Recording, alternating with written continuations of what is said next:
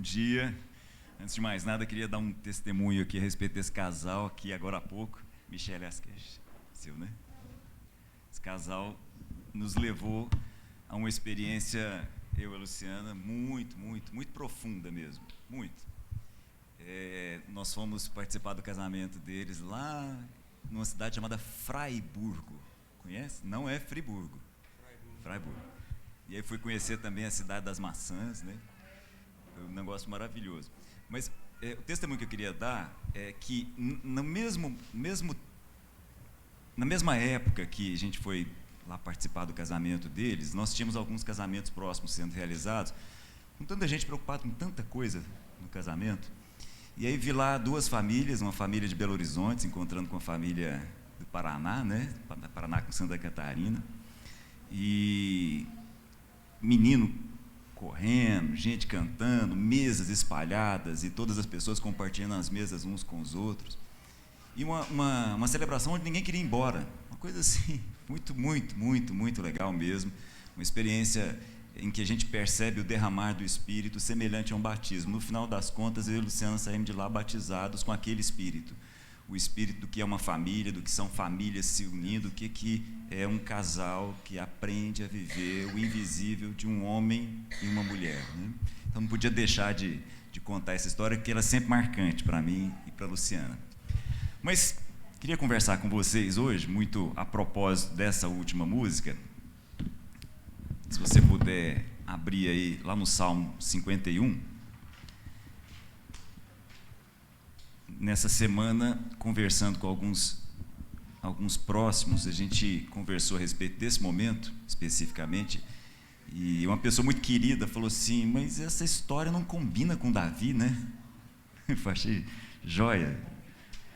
Muito querida a pessoa e a transparência dela em fazer esse comentário, eu gostei demais, para ser muito honesto.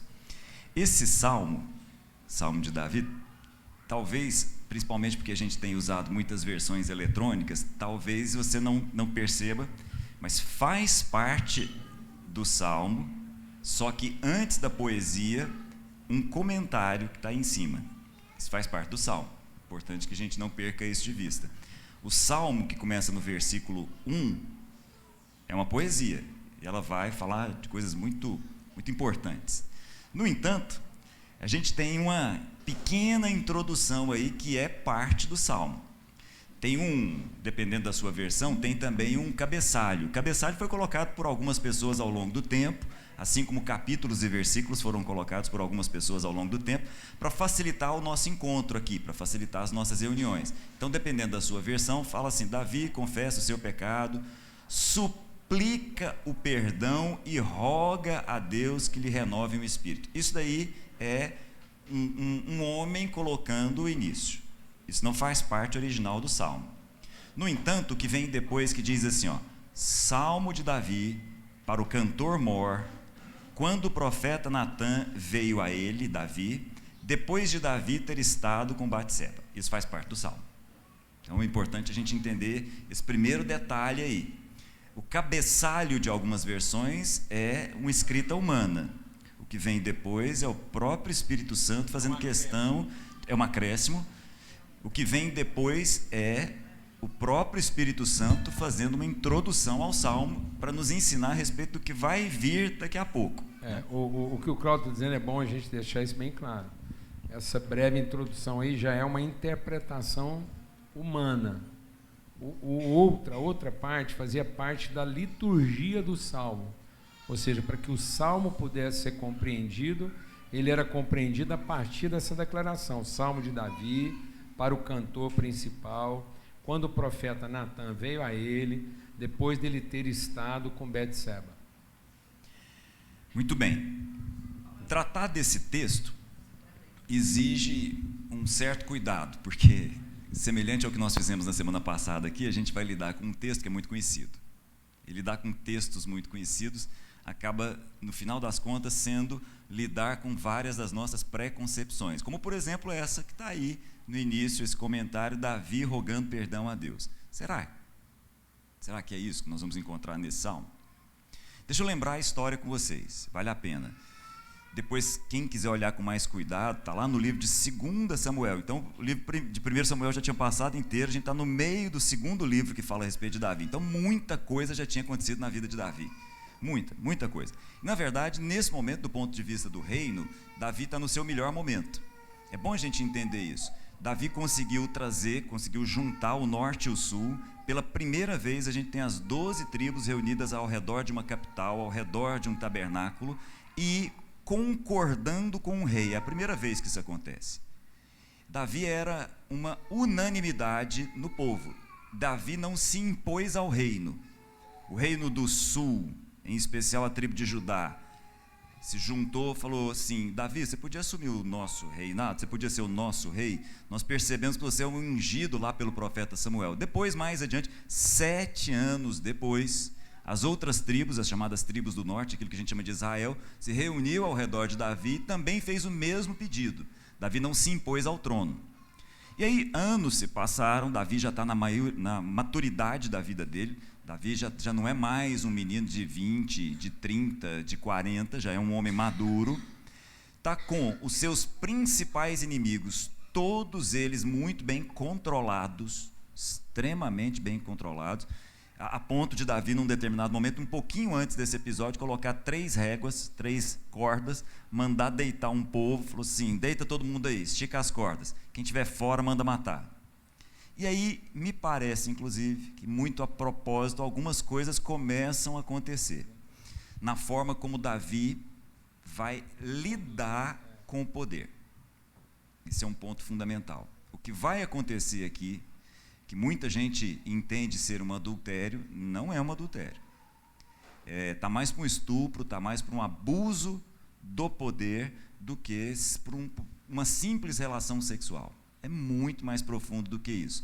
Se você der uma olhada depois com calma no texto, você vai ver a palavra mandar repetida de forma constante. Então, num determinado momento, diz o texto assim: na primavera, é interessante isso, é até poético, na primavera, quando os reis saíam para a guerra, Davi mandou o seu principal general, que é Joabe, e Davi ficou no palácio que ele tinha construído. Palácio lindo, acabou de ser construído, estava ali, achou inclusive que ia fazer um palácio, ia fazer um templo, e aí o profeta fala: não é com você essa parada. Ele está lá no palácio dele, muito provavelmente um palácio muito bem colocado em Jerusalém, com uma vista muito boa, e aí Davi acorda à tarde, depois de um sono da tarde, ele acorda, vai fazer um passeio pelo palácio e vê uma mulher muito bonita tomando banho. Davi manda, olha a expressão, Davi manda chamar um servo, e aí pergunta: quem é aquela mulher que está ali? E o servo é muito específico na resposta. Ele diz assim: aquela lá é Batseba, ou Betseba, ou Betseba, ou Betshabá, tanto faz. A 7ª filha, filho, filha, e o Shabá é 7ª. Muito bem, ela é a 7ª filha de Eliã, esposa de Urias, o Etita ou o Eteu, dependendo da sua versão, dá na mesma. Então o cara chega e dá o currículo, ó, aquela lá é filha de Eliã. Eliã, assim como Urias, é interessante que você saiba disso, são conhecidos de Davi, pelo nome, porque os dois faziam parte dos chamados 30 guerreiros notáveis que Davi tinha. Davi tinha, desde a época em que ele fugia de Saul, homens de confiança, desde a época em que ele fugia de Saul, ele tinha um grupo de pessoas muito próximas. Entre essas pessoas próximas estava o pai de Batseba e o marido de Batseba, Urias. Está lá, depois se você quiser, está lá mais adiante no texto, você vai perceber isso de maneira muito clara. Aí o texto continua: Davi mandou chamar Batseba. E numa frase, na verdade em meia frase, o texto diz assim: e se deitou com ela e mandou ela voltar. Ponto, termina a história. Mandou chamar, mandou deitar, mandou embora. Muito bem. Só que Davi recebe a notícia de que ela estava grávida. E aí ele manda chamar o marido. Manda uma carta: Joabe, me manda o marido, não manda o marido, me manda Urias. Muito bem, mandou chamar. Chegou lá, Urias: e aí, tudo bem? Como é que está a batalha? Como é que está Joabe? Não, está tudo bem, estamos cercando a cidade lá, estamos prontos, quase vencendo a guerra, porque são cidades fortificadas, a guerra não acontece do dia para a noite, estamos vencendo a guerra, está tudo bem. Coisa boa, bênção, volta para casa. Só que o homem era um cara, como a gente comentou agora, né? Como Davi deveria ser, né? Ele volta e fica lá no meio da guarda de Davi, porque ele dizia assim: eu ir para minha casa, ter com a minha esposa um período especial, um momento especial, quando o meu general está lá na guerra, assim como todos os meus companheiros? De jeito nenhum, de forma alguma. Ou seja,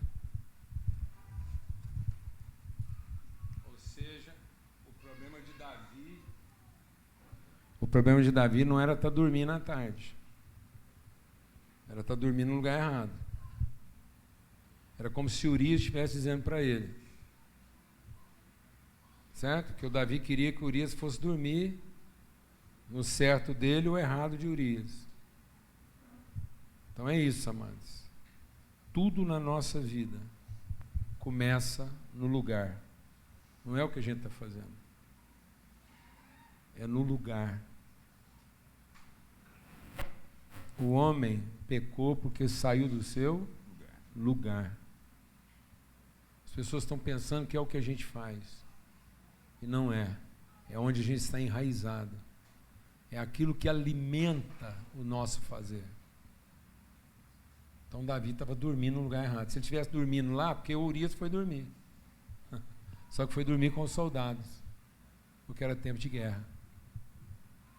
Amém? Enfim, quando Davi percebe que Urias não vai ceder, fala: bom, ok, então Urias, vou entregar uma carta, nem dopado, nem dopado, nem entorpecido, nem manipulado com química, ele cedeu. E aí, Urias, é o seguinte, de novo, manda essa carta para Joabe, o general.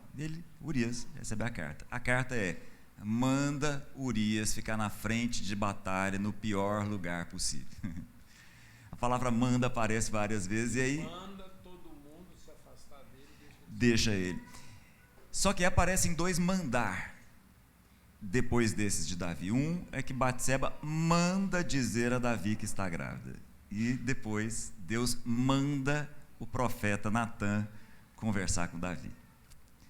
Isso por si só já merecia um certo cuidado nosso, já merecia uma conversa longa, porque quando Natã vai conversar com Davi, Natã fala a respeito de um homem rico e de um homem pobre.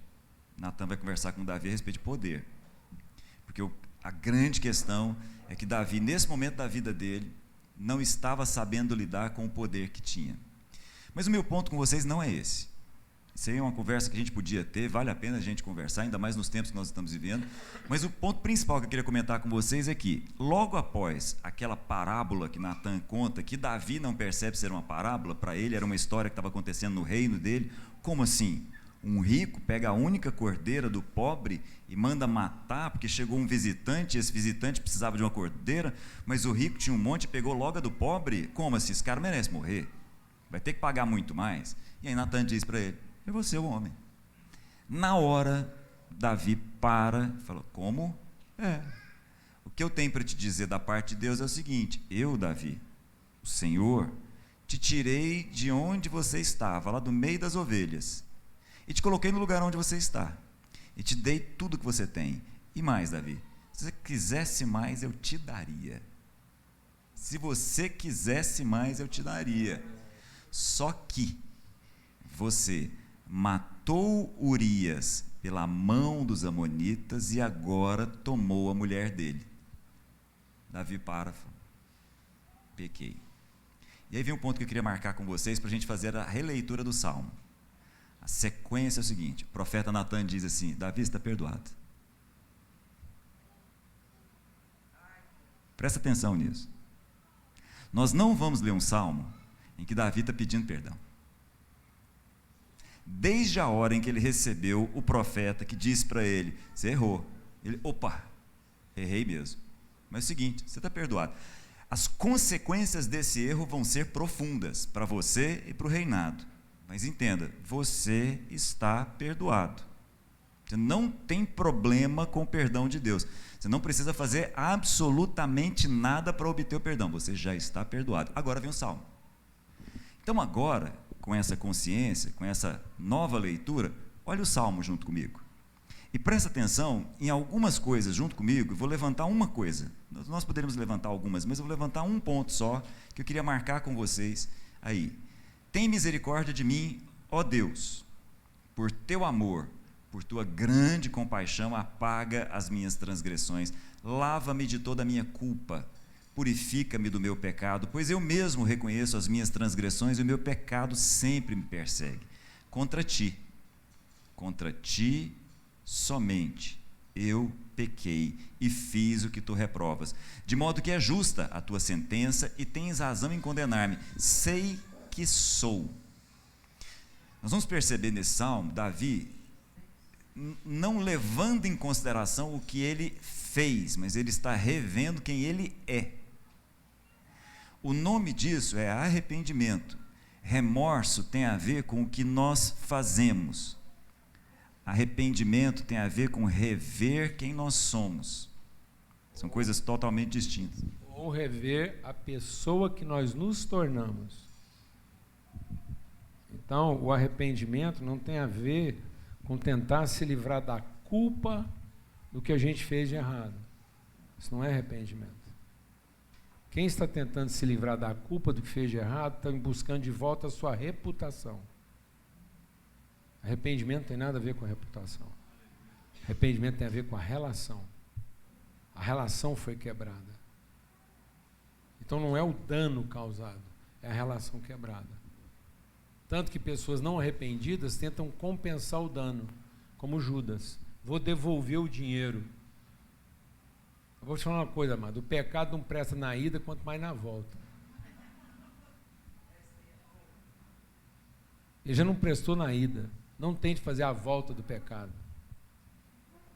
Porque é só uma pessoa orgulhosa tentando reaver a sua reputação. A pessoa que tem remorso, que tem o orgulho ferido, fica sempre tentando pensar: por que eu fiz esse negócio? Que bobagem, como é que eu dou uma bobeira dessa? O arrependido fala: que tipo de ser humano eu sou que fez um negócio desse? Como é que eu fui lá ferir alguém inocente? Né? Esse é o ponto. Muito bem, mas para terminar, olha o versículo 10, por favor, 11 e 12, e presta atenção numa palavra que vai se repetir aí. Eu sei que você já sabe desse texto, eu sei que você conhece, é um texto conhecido, mas mesmo assim, que o Espírito Santo te abra agora os olhos e perceba essa palavra aí. Cria em mim, ó Deus, um coração puro. A palavra cria aí é a mesma que nós cantamos, é bara, que é exatamente a palavra que também é utilizada pelo artesão, pelo oleiro, ao formar. No seu original, Deus formou a partir do nada. Agora Ele tem algo aqui para ser usado e criar. Cria em mim, ó Deus, um coração puro e renova dentro de mim um espírito estável, um espírito inabalável. A questão aí não é ser estável ou inabalável, principalmente. A questão aí é espírito. Não me expulse da tua presença, nem retires de mim o teu Santo Espírito. Devolve-me a alegria da tua salvação e sustenta-me com um espírito pronto a obedecer. E aí, lá no finalzinho, versículo 16, ele diz assim: eu sei que o Senhor não tem prazer em sacrifício. Eu sei que o Senhor não se deleita em sacrifícios. Porque se fosse assim, se fosse sacrifício que te agradasse, eu os daria. Se fosse uma questão de oferecer um holocausto, se fosse uma questão de entregar ao Senhor um sacrifício, o que quer que fosse, eu daria. Mas o detalhe é o seguinte: o sacrifício que agrada ao Senhor, eu já descobri. O espírito quebrantado é o sacrifício que agrada ao Senhor.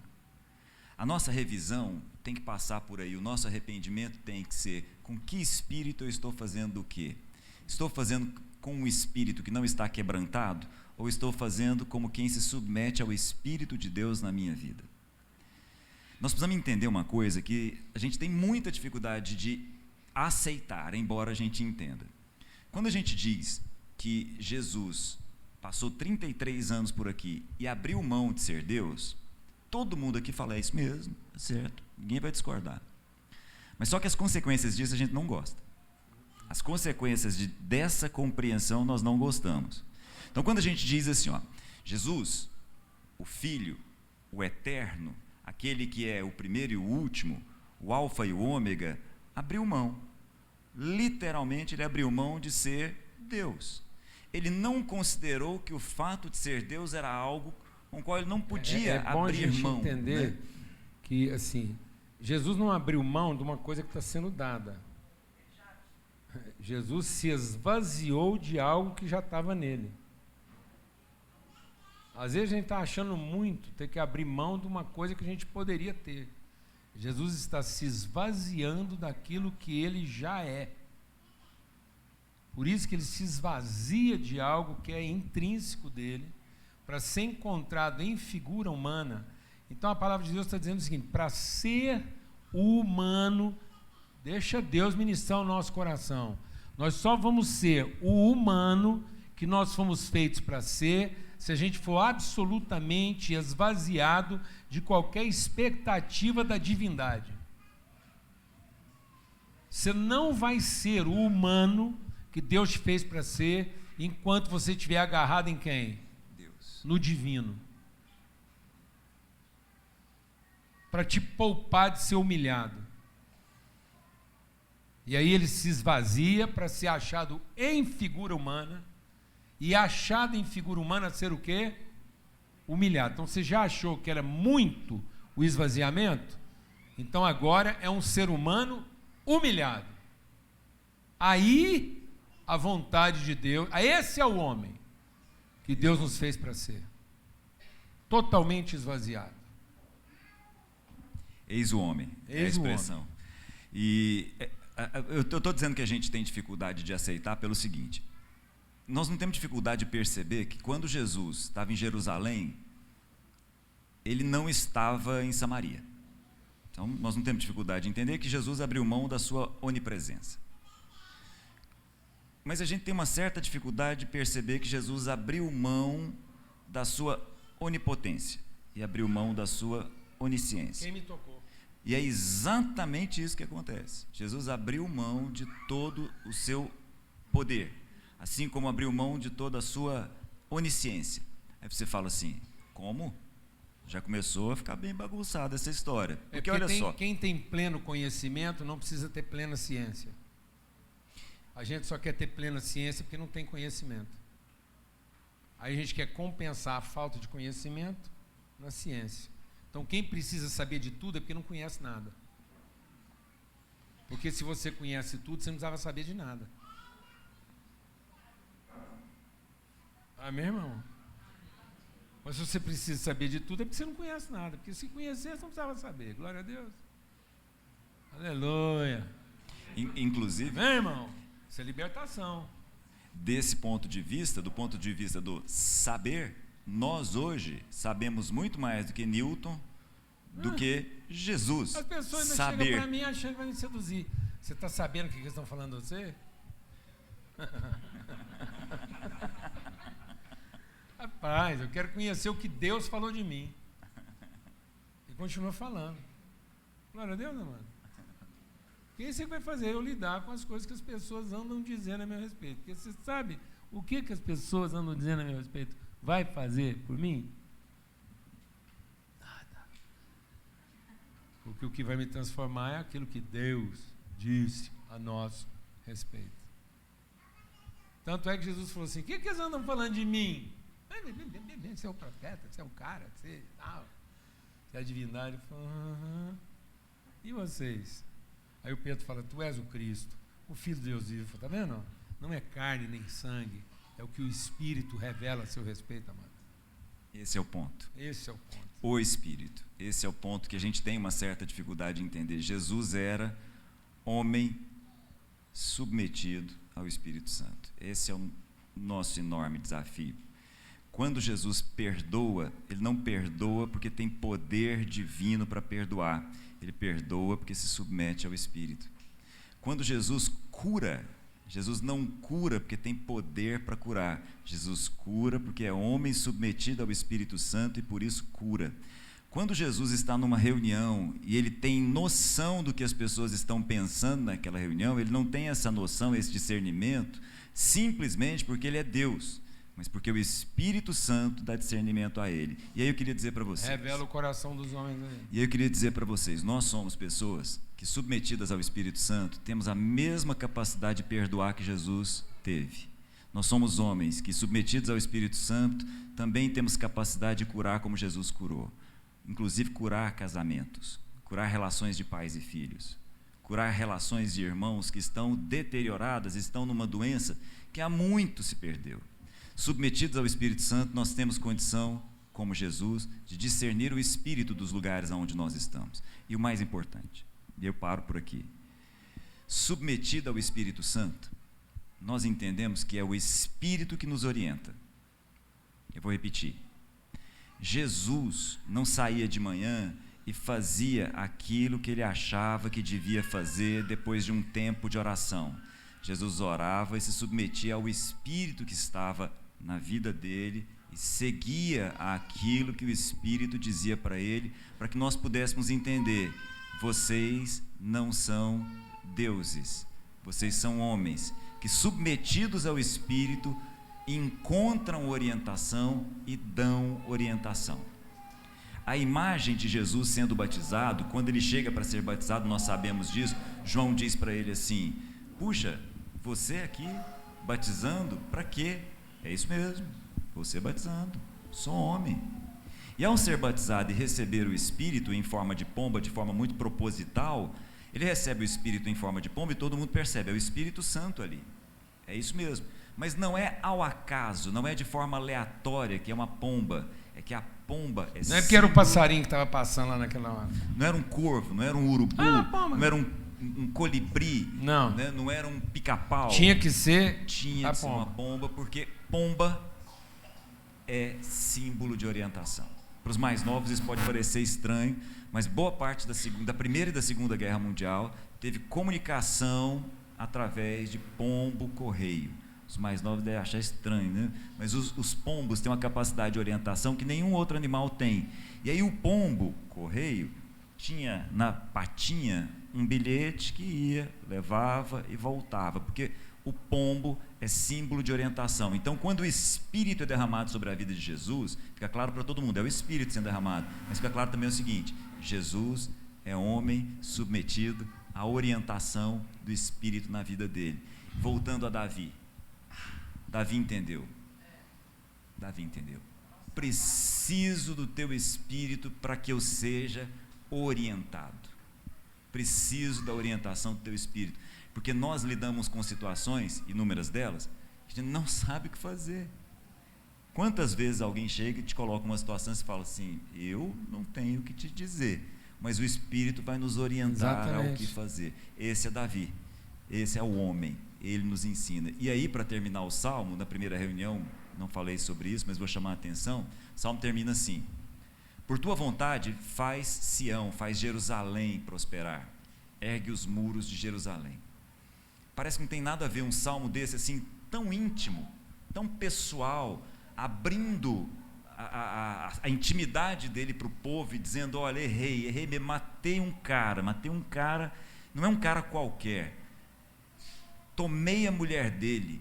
Absurdo o ser humano que fez isso. Mas aí ele termina falando o seguinte: isso tem consequências para todo o povo, e o ser humano novo que Deus está fazendo aqui vai levar esse povo a construir muros ao redor de Jerusalém, porque homens que se percebem orientados pelo Espírito Santo, que deixam para trás aquilo que foi feito e partem para ser aquele ser humano que nós de fato somos, influenciam a cidade onde eles estão. Isso é fato.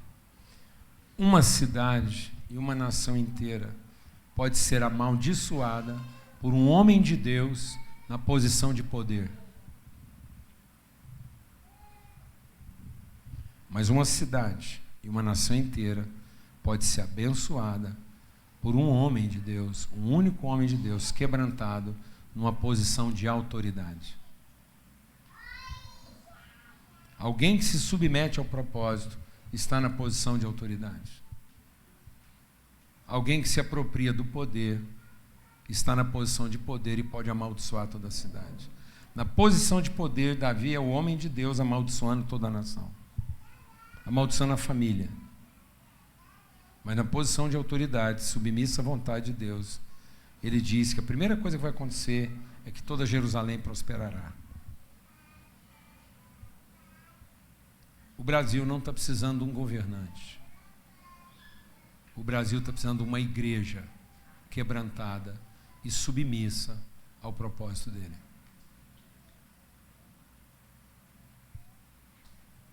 Uma igreja que cumpre o seu propósito.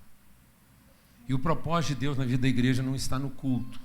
A gente tem falado alguma coisa aqui entre nós, e volta e meia, que a gente está falando sobre isso, as pessoas têm a tendência de falar assim, Paulo Júnior, mas é uma coisa, mas também é outra. É uma coisa, mas também é outra. Então eu vou dizer uma coisa para você.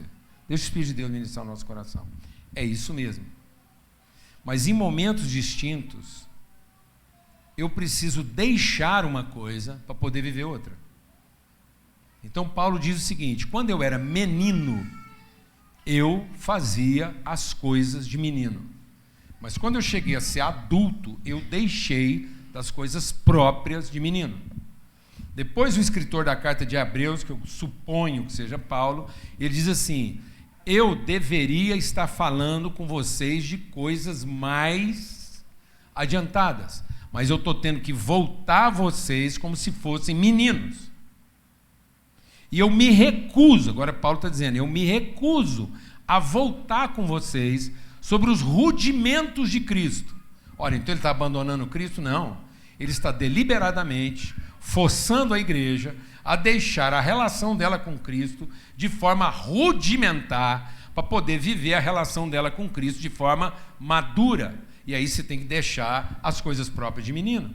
E o que são as coisas próprias de menino? São as necessidades satisfeitas pelo poder. O menino não quer a relação, ele quer a satisfação. Por isso, enquanto ele é menino, em nada ele é diferente de um servo, porque na cabeça dele, Deus está interessado no serviço e não na relação. Então, toda criança, ela não está preocupada com a relação, ela está preocupada com o benefício do serviço. Então, toda criança quer mamar. Então, ele não vê a mãe, ele vê o peito, e não interessa se é o peito da direita ou se é o peito da esquerda. Por isso que não vê um peito só. Porque tem hora que mama na direita, tem hora que mama na esquerda. Interessa é quem tem leite para dar de mamar.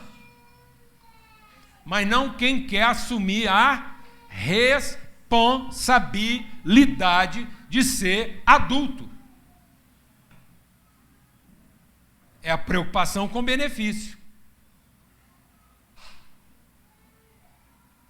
Então, amados, é isso que o Davi está dizendo. Eu me arrependi.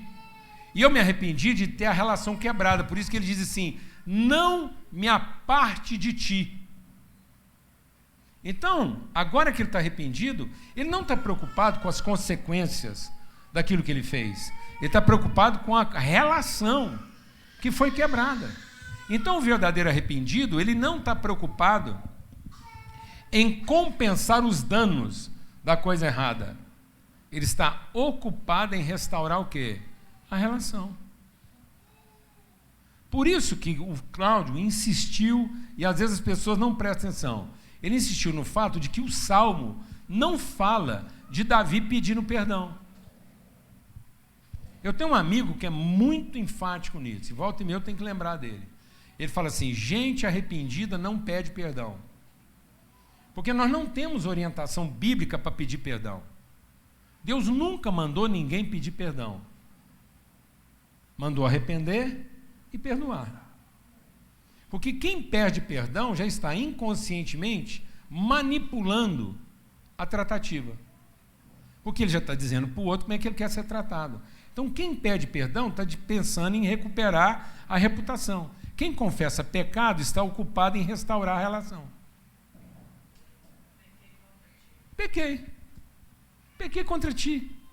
Porque eu vou entender que quando é de pecado de fato, eu não pequei contra ninguém. Davi não pecou contra Urias. Davi não pecou contra Betseba. Não pecou contra a mulher dele. Não, ele pecou contra a vontade de Deus para a vida dele. Então o pecado é uma quebra de propósito. É uma rebeldia contra um destino. E não um comportamento ruim. Então eu não estou me arrependendo de um comportamento ruim, tentando resgatar a minha reputação e ser aceito de novo e voltar a merecer. Tanto é que muitas vezes as pessoas pedem perdão para se livrar das consequências do que fizeram de errado, ou para ter de volta os benefícios que perderam. É simples assim. Nós estamos lidando com uma situação agora gravíssima. Gravíssima. Uma das situações mais graves que eu já vivi no meu ministério. É quase parecido lá com 1 Coríntios, com o homem que se deita com a mulher do seu pai. E aí o que acontece? Olha que a bagunça aflora e todo mundo se apercebe do tamanho da bronca, aí todo mundo quer ajuda para quê? Para arrefecer o dano. Não, agora precisamos de ajuda, como é que vai ser isso? Quem vai contar? Quem vai contar para o marido traído? Ele é doido. Ele é nervoso, pode ser que ele vai matar alguém, pode ser que ele vai matar alguém mesmo. Isso tinha que ter sido pensado antes do pecado. Porque arrependimento não vai me isentar da responsabilidade. Arrependimento vai me livrar da culpa, mas não da responsabilidade. E pode ser que alguém morra, pode ser que alguém suicida, pode ser que alguém fica doido. E aí quem pecou é responsável pelo doido, pelo que se matou, pelo que caiu na droga, não com a culpa. Você não tem culpa. Mas nós temos o quê? A responsabilidade. Tanto que Davi teve que enterrar um filho morto. E aquele filho morto é culpa do pecado de Davi? De jeito nenhum. Mas era a responsabilidade dele agora ter que administrar o luto e a vergonha. E é tanto uma questão de responsabilidade que depois, lá na genealogia de Jesus, quando ninguém estava nem tocando no assunto, não falasse assim, é um assunto esquecido, ninguém nem lembra que a Betseba foi essa mulherzinha e que o Davi foi esse homenzinho. Agora está tudo bom, nasceu Salomão, colocaram a pedra em cima. Pedra em cima? Vai lá em Lucas. E Davi gerou Salomão daquela que foi a mulher de Urias. Outro dia eu estava pregando numa igreja, meu irmão virou para mim e falou assim, Paulo Júnior, eu acho que a gente não vai ter lembrança lá no céu não. Eu falei, com certeza não pode. Não pode ter lembrança, pode ter memória, lembrança não pode. Porque se tivesse lembrança, você imagina o encontro de Urias e Davi no céu.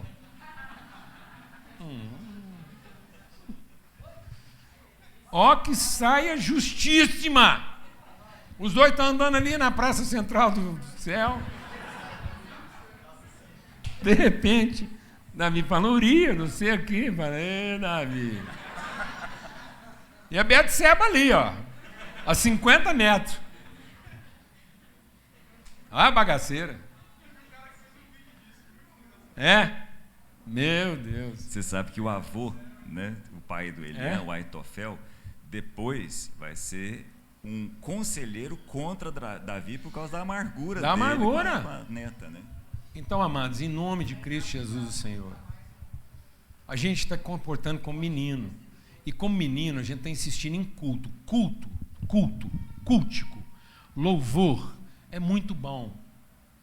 Louvor é bom, mas é coisa de criança. Jesus encontrou uma mulher num poço, a mulher samaritana, ocupada com os seus louvores. E ela estava tão ocupada com os louvores que ela sabia o lugar certinho de prestar o culto.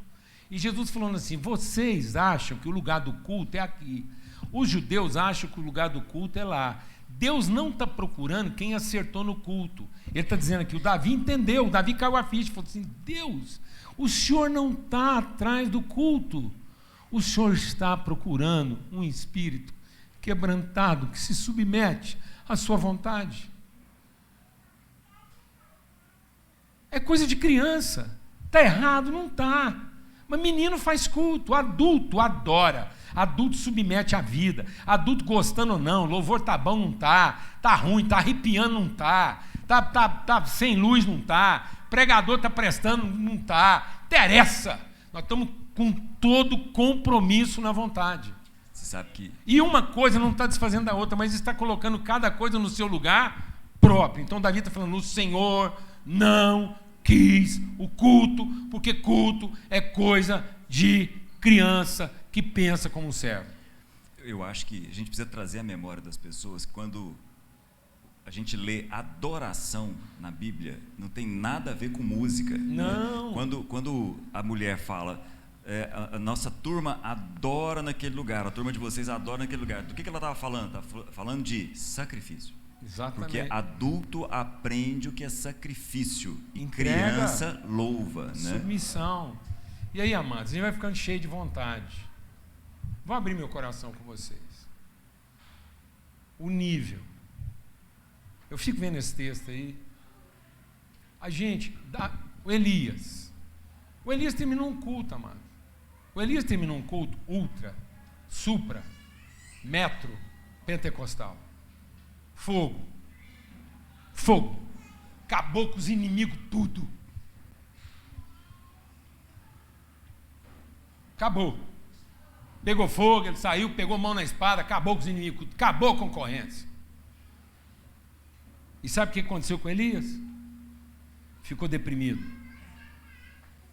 E sabe o que ele apresentou para Deus? Vou falar para você o que ele apresentou para Deus. Ele apresentou para Deus o coração de Lúcifer. Lúcifer era um prestador de culto que estava interessado em reconhecimento.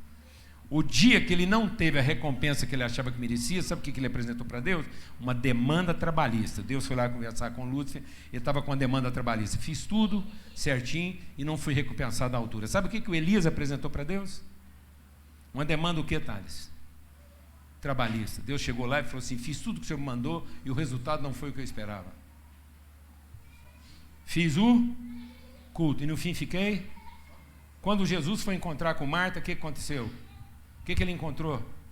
Uma demanda trabalhista. Se o senhor tivesse recebido meus memorandos, mantei 3 memorandos, 4 memorandos para o senhor lá na sua escrivania, o senhor não leu nenhum, chegou atrasado, agora o homem está morto, não mexe. Não mexe.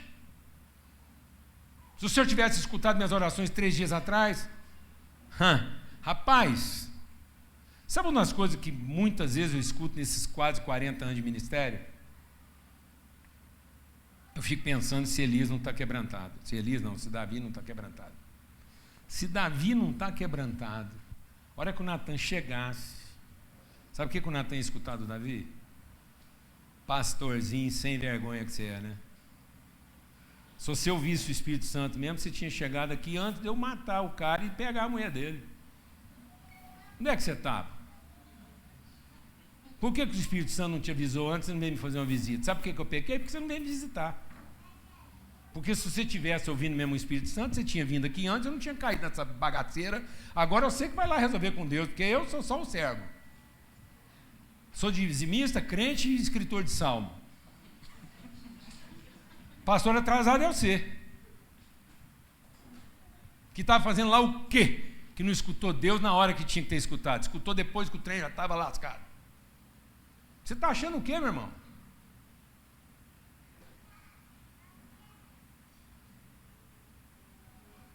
Nós estamos brincando. Nós estamos querendo criar uma coisa para nós e achando que Deus vai pôr a bênção dele em cima disso. E Davi caiu. Ele falou, não é assim que funciona. É responsabilidade, é maturidade. Amanhã a gente comemora 31 anos da Reforma Protestante. 31 anos, não, desculpa. Amanhã, 31 de outubro, já é mais de 500, porque 500 anos foi lá atrás, da Reforma Protestante. 500 e qualquer coisinha. Amém? E o que foi alguma coisa da Reforma Protestante? Foi a igreja assumindo sua responsabilidade sobre a nação. Primeira coisa, a unidade da igreja. A igreja é católica, não é romana. A igreja não tem direito de fazer da sua própria sede a sede da igreja. A igreja não tem várias sedes.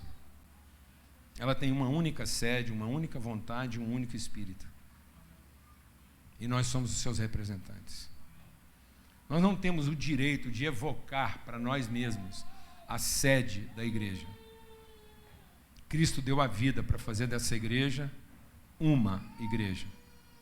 E se ela está dividida, então ela não é a igreja, qualquer que seja o motivo. Ela não representa Cristo. Uma igreja dividida, por qualquer que seja o motivo, ela não representa Cristo, porque Cristo não está dividido. E eu não estou autorizado a evocar o nome de Cristo para dividir a igreja. Porque o próprio Paulo diz o seguinte: já não basta alguém dizer que é de Apolo, já não basta alguém dizer que é de Cefas, já não basta alguém dizer que é de Paulo. Ainda tem gente que diz que é de Cristo para dizer que não é de Paulo, nem de Cefas e nem de Apolo. Então eu não tenho o direito de evocar o nome de Cristo para criar no nome de Cristo a justificativa da divisão. Amém, irmãos? Amém. Então nós nos esforçamos, haja o que houver, o nosso esforço é na preservação da unidade da igreja. E a reforma foi para que houvesse sacerdócio universal dos cristãos. Isso quer dizer que a igreja assumiu, através de cada um dos seus membros, a responsabilidade de ser a fonte inspiradora dos destinos da cidade. Um governante não vai libertar a cidade, mas uma igreja, assumindo o seu papel de sacerdote e príncipe da cidade, vai libertar a cidade. Por isso não é poder, é autoridade, na plenitude do nosso compromisso e na nossa responsabilidade. Então eu quero fazer um apelo. Um apelo a todos aqueles que estão integralmente engajados na campanha eleitoral. Que antes da gente ficar preocupado qual vai ser o resultado dessa eleição, a gente esteja ocupado em corresponder à eleição que foi feita na eternidade. Existe uma eleição que precede todas as outras. É quando a Trindade se reuniu e nos elegeu como aqueles que vão ser o sal dessa terra e a luz desse mundo. Em nome de Cristo Jesus. Isso quer dizer o seguinte: que todos aqueles que mudaram suas agendas, assumiram o compromisso integral, investiram dinheiro que nem sabia se tinha, mas estão investindo, que continuem nessa vocação, independente do resultado da eleição.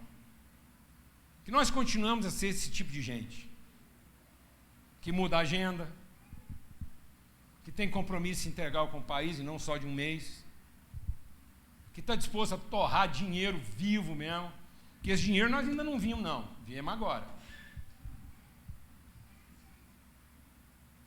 Esse tempo a gente ainda não viu no reino não, vimos agora. Essa flexibilidade de tempo, achando hora que não tinha, alguns irmãos não tinham tempo, agora arrumaram. Não tinha dinheiro, agora arrumou. E não tinha esse fogão não, agora tem. Então vamos manter. Vamos manter isso pro resto das nossas vidas. Tem gente que apostou 100% em 50%. Antes, ele mal apostava 10% em 100%. Mas agora ele apostou 100% em 50%. Então eu quero te convidar a apostar 50% em 100%. Pelo menos. Já que você apostou 100% em 50%. Então agora continua. E aposte pelo menos 50% em 100%. Porque nós temos 100% de convicção da nossa vocação, do nosso chamado.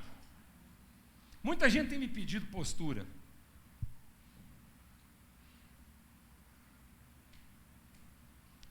Esse ano, graças a Deus, fazem 50 anos de postura.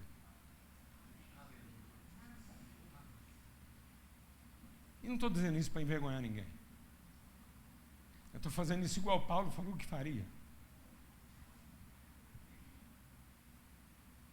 São 50 anos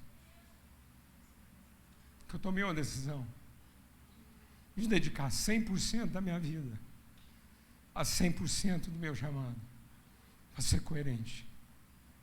Quando eu estava lavando privada, quando eu estava abrindo um buraco, atolado em estrada, fazendo obras de engenharia. Graças a Deus, como engenheiro, eu tive oportunidade de fazer obras que são monumento para quem quiser ver. Nunca devi nada, nem profissionalmente, nem nada. Graças a Deus. E quero dar esse testemunho. Nunca tive falta de coisa alguma. Frequentei palácios e dormi em choupanas. E sempre 100%. Alegria. Deus nunca me prometeu felicidade, mas Deus sempre me garantiu alegria. Alegria de ser 100% em tudo aquilo que Ele me chamou para fazer, fosse o que fosse. Passando manteiga no pão para quem quisesse comer. Então, em nome de Cristo Jesus, vamos ouvir o que o salmista está dizendo para nós hoje. Arrependam-se, porque Deus não está procurando culto. Deus está procurando um espírito quebrantado. Gente arrependida de viver para si mesma. Porque enquanto poder, cada um fez os seus negócios naquilo que interessava. Amado, deixa o Espírito de Deus ministrar o nosso coração. O problema dessa nação não está no executivo. O grande desafio dessa nação está no seu legislativo e no seu judiciário. Atolado em lama e barganha. O executivo era para ser só um executivo.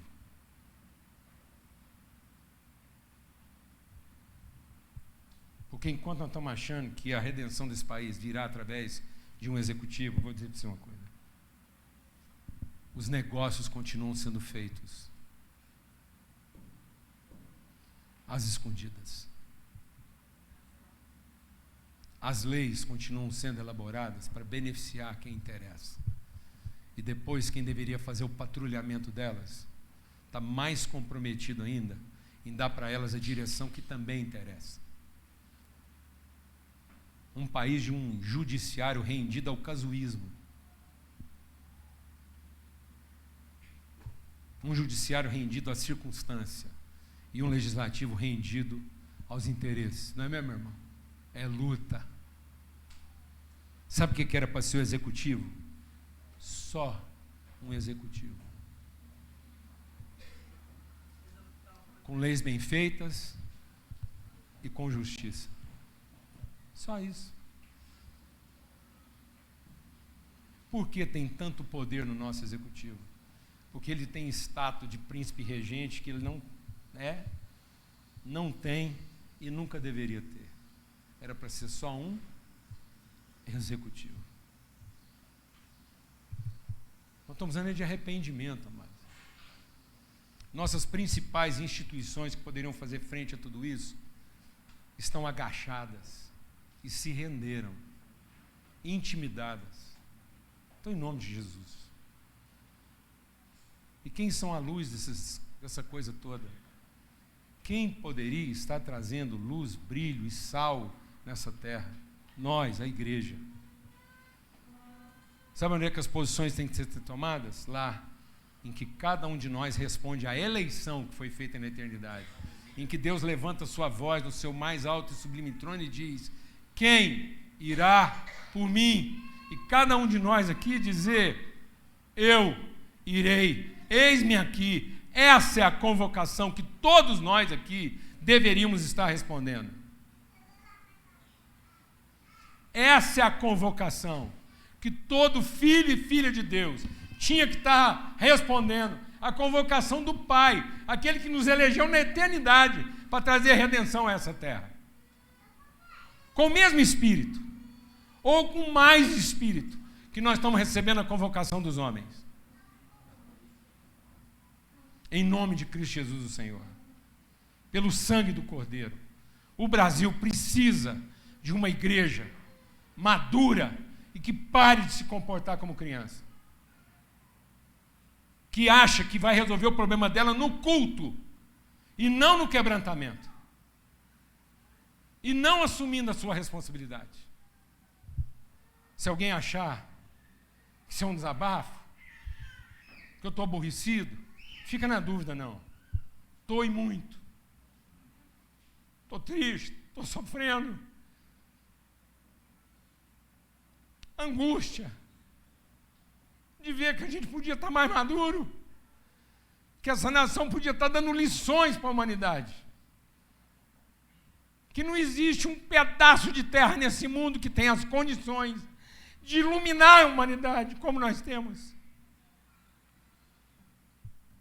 E a gente resolvendo isso como criança, tentando resolver a quem pertence isso.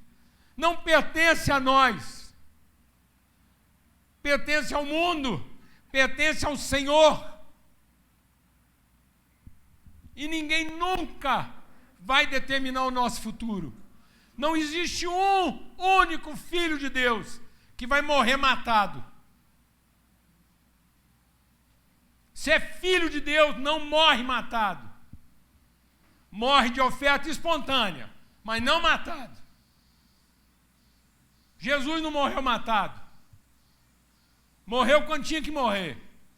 Em oferta espontânea e sacrifício vivo. Ninguém vai tirar a sua vida.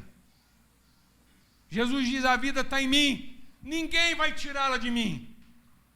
Mas eu quero espontaneamente oferecer a minha vida em favor do nosso povo. É isso. Não morra matado, meu irmão. E nem viva pensando que alguém pode matar você. Amém. Só ignorantes e rebeldes morrem matados.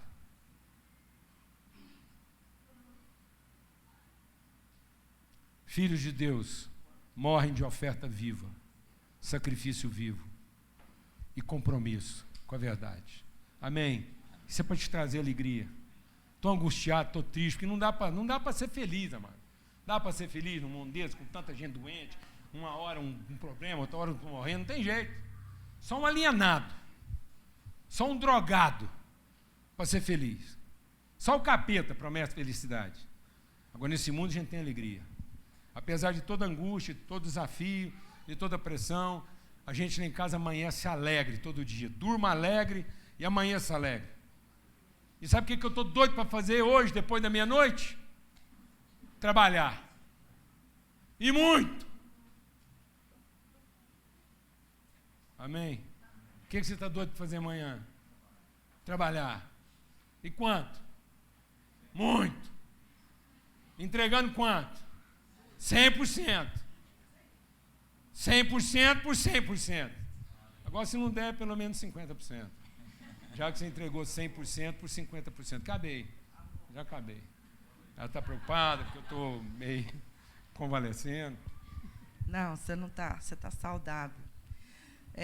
A gente só está tendo a oportunidade agora, vem cá, de concluir essa mensagem de uma forma bem prática, que a gente quer continuar trabalhando 100% em favor da causa lá daquelas famílias que nós já estamos sendo resposta, acho que é o 6º ano já lá, não.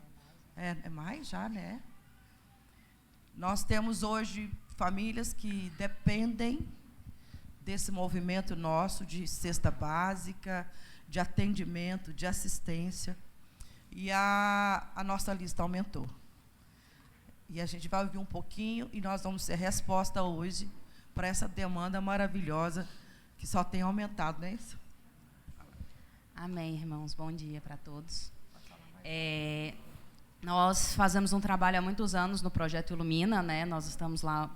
A nossa igreja é a nossa família, né? Nós compramos essa causa e, infelizmente, ou felizmente para nós que temos a oportunidade de participarmos mais, a necessidade dessas famílias tem aumentado ao longo desses últimos anos. E nós temos 2 irmãos aqui na igreja que nos ajudam muito e que têm nos sustentado com em torno de 100 cestas básicas.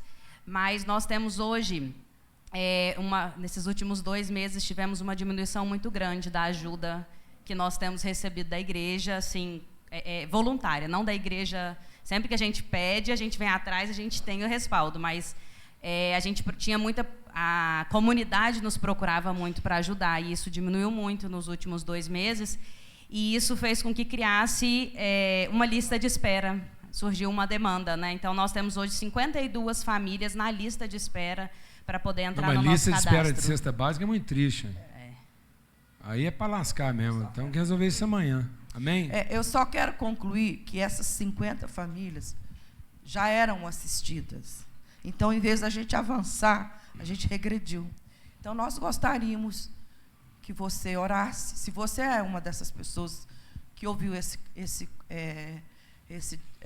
convocação, não saia daqui nessa manhã sem procurar a Yara, porque certamente nós sabemos que nós podemos. Amém? E vai ficar aqui também o Pix, se você quiser participar, a conta e tudo. É sempre esse fluxo aí, cada vez crescendo. E eu gostaria de orar por todos nós. Não, antes de orar, só falar uma coisinha. Você vai orar. Tá. Seguinte, saindo daqui, pelo amor de Deus, vai votar. Por favor. Vai votar, se não votou, vai votar. Se você sabe de alguém que está pensando em não votar, vai lá, pega ele e fala para ele, você vai para o inferno se não votar.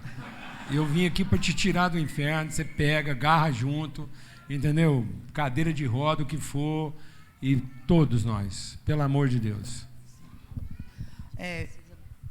Nossa necessidade hoje mais gritante, então, são essas 52 cestas básicas. E nós precisamos de quanto, Michele? E nós também, a gente não faz só um projeto assistencialista, então essas crianças participam, a gente participa da vida delas, a gente tem aula de inglês, aula de reforço, aula de música, e isso tem transformado a vida dessas crianças, transformado a autoestima dessas crianças. E hoje nós temos também mais 5 alunos na lista de espera para a aulinha de música para poder adquirir o ukulele, né? Então, é um instrumento, é como se fosse um violão pequenininho. Ele custa em torno de R$350 cada um. Então, quem quiser nos procurar também. Amém. Senhor, nós cremos. O Teu Espírito testifica no nosso espírito que nós somos a Tua família, os Teus filhos e filhas nessa terra. E como foi relevante nessa manhã sermos lembrados que precisamos ser cada dia mais atentos. Quando a Tua palavra nos diz em Efésios 4, para a gente não entristecer a presença do Espírito Santo com práticas tão singulares. Tua palavra nos exorta ali que a gritaria, a fofoca, a contenda apaga, entristece a Tua presença em nós. Então são coisas tão corriqueiras que às vezes a gente se distrai. E foi tão relevante nessa manhã, como filho do Senhor, ser lembrados que nós precisamos nos dedicar cada dia mais a Te conhecer e prosseguir em Te conhecer, para que possamos em dias difíceis e fáceis fazer somente a Tua vontade. Deus, hoje é um dia tão especial para a nossa nação. E nós cremos que a Tua vontade será feita. Nós nos submetemos somente a Ti, Senhor. E oramos para que todo coração que foi quebrantado seja consolado nessa manhã. E se levante e declare que hoje é o dia que o Senhor nos deu. E tão singelo a Yara nos trazer aqui essa exortação de que nós somos resposta para todas aquelas famílias que estão ali passando no projeto Ilumina. Que nós também queremos continuar esse próximo tempo, esse próximo ano, não sendo só supridores de demandas, de necessidades físicas, mas necessidades espirituais tão relevantes naquele lugar. E agora eu quero declarar que a paz do Senhor Jesus Cristo esteja guardando a nossa mente, o nosso coração, até a consumação de todas as coisas, em nome de Cristo Jesus.